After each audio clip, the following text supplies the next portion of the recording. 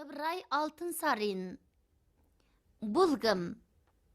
Bala deyip, tünde şoşup uyangan, tün uykısın 4 bölüp, tünde besik dayangan. Ayalı kolda talpıntkan, kaymakta süttey kalkıtkan. Soğuk bolsa jürgegin, korgasın oqtay balkıtkan. Aynalasına az koyup, izendi köldey şalkıtkan. Kolun katты тигізбей, кірлі көйлек кигізбей, үйсін жыпараң қытқан. Бұрында қаңбақ шал деген шал бопты. Мал мен басқа зар бопты. Ол ау салып, балық ұстап тамақ асырапты. Жел соқса, шал домалап жөнеледі екен. Содан ел оны қаңбақ шал деп атапты. Бір түлкі күн сайын шалдың ұстаған балығының жартысын тартып жейтін.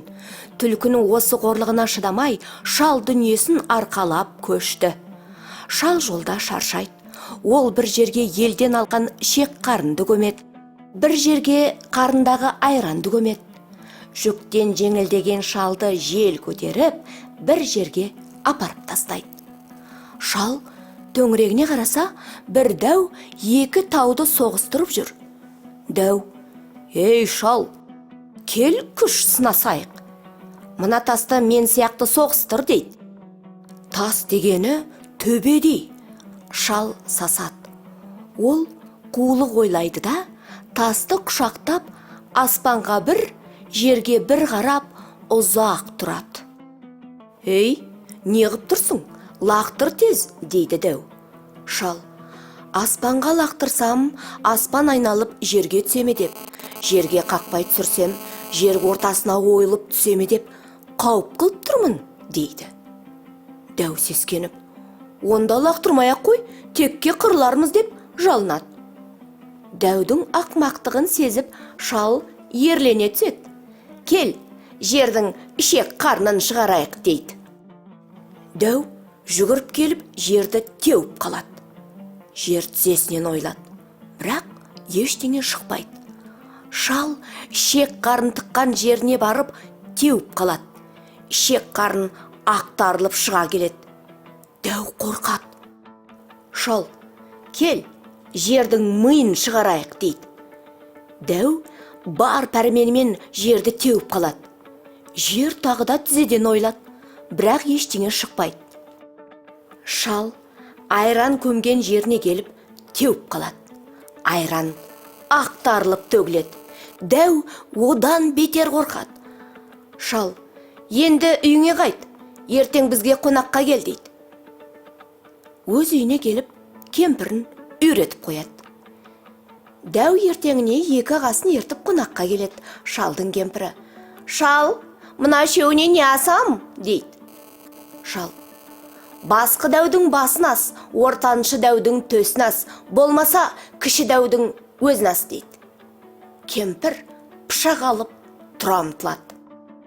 Үш дәу тым-тырақай қаша жөнеледі.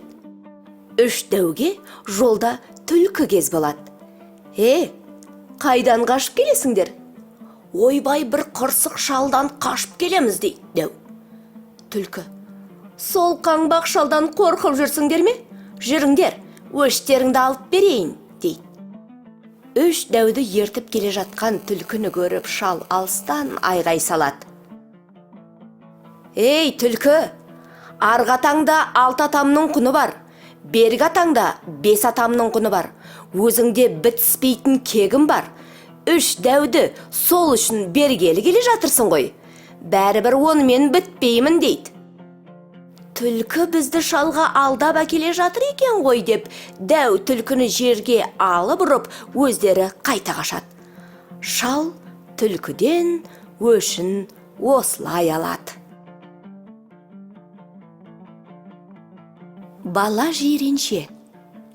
Әз Жәнібек жаяу мал бағып жүрген балаға кез болады. «Шырағым, елсіз жерде не қып жүрсің?» деп сұрайды. «Жалғыз түйемнен көз жазып қап, соны іздеп жүредім» деп жауап береді бала. «Түйеңді тұсап қойсаң болмай ма?» «Түйемнің тұсауы өліп қалып еді» дейді бала. Ол әкем өліп қалып еді деген сөз екен. Балам, біз қай үйге қонамыз? Бір қой жеймін десеңіздер, қай үйге болса да қона беріңіздер. Екі қой жеймін десеңіздер, біздің үйге қонасыздар дейді бала. Ханның қасындағылар, мынау бір мырза бала екен, осының үйіне қонайық дейді. Қонақтар үйге келген соң, бала бір буаз саулықты жетектеп келіп, илахи амин дегенде, шырағым, бойдақ қой жоқ па деп ескертеді хан. Мен бойдақ қойдың жоғын мана далада айтпап бедім. Екі қой жеймін десеңіздер, біздің үйге қонасыздар дегенім осы емес пе дейді бала. Қонақтар бала жауабына қайран қалады. Бұл бала әлі жас, шешен, жиренше еді. Сұратқан хан ақымақ па, сұраған сен ақымақ па? Жиренше есейгенде оның шешендігіне қызыққан хан шақырып алып, оны өз қасына ертіп жүреді екен. Бірақ жиренше ханды жақтамапты. Елдің сөзін сөйлепті. Ол ханның алтындаған сарайында тұрақтамай, өзінің кішкене күркесіне келіп жатады екен. Өз үйіне келгенде ол мың жасап, бой жазып қалады екен. Үйі өте кішкентай болса керек. Кейзі 40 жамау күркесіне келіп, қайран менің өз елім, кең сарайым, боз үйім деп керілгенде, жиреншенің екі аяғы тізесіне дейін күркеден сыртқа шығып жатады екен. Бір күні хан нөкерлерін ертіп серуенге аттаныпты. Еріккен ханға ермек керек. Хан жиреншені шақырып алып, ертіп шығыпты. Хан сымпылдап әңгімені соғып келе жатады. Күн желтеңдеу болса керек. Бір адырдан аса бергенде ханның алдынан жел қуған бір түп қаңбақ домалап ұшып бара жатады. Уа жиренше, анау қаңбақ қайдан келеді? Қайда барады екен? Сұрап келші, дейді хан. Жиренше шауып ала жөнеледі. Жетіп барып, қаңбақты қамшысымен ұрып тоқтатып, біраз бөгеледі де, аздан кейін қоя беріп, ханға қайтып келеді. Жел қуған қаңбақ бөгелсін бе? Домалай жөнеледі. Уа жиренше, сөйлестің бе? Не айтты қаңбақ? Қайдан келеді екен? Қайда барады екен? Делегеленіп, дейді хан. Сөйлестім тақсыр. Сөгіп салды өзімді деп жауап береді жиренше. Ал, айт қаңбақтың не дегенін? Тақсыр, соны сұрап не қыласыз? Желдің өтінен шықтым, ығына қарай ығып барам. Желге ұшам, сайға қонам, оның несін сұрайсың? Білмеуші медіңдер, ұшарымды жел білет, қонарымды сай білет. Осыны сұрата жіберген хан ақымақ па, сұрай келген сен ақымақ па? Деді де қаңбақ ұша жөнелді тақсыр, дейді жиренше. Хан ұялғаннан еш нәрсе айта алмай қалады. Жиреншенің хан сынағына түскені. Бір күні жиреншені хан шақыртып алып, оған 40 сиыр беріпті. Осы сиырлардың ішек қарнын тірідей тазалап әкел.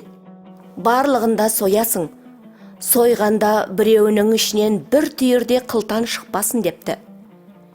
Жиренше 40 сиырды айдап, әйелі Қарашашқа келеді.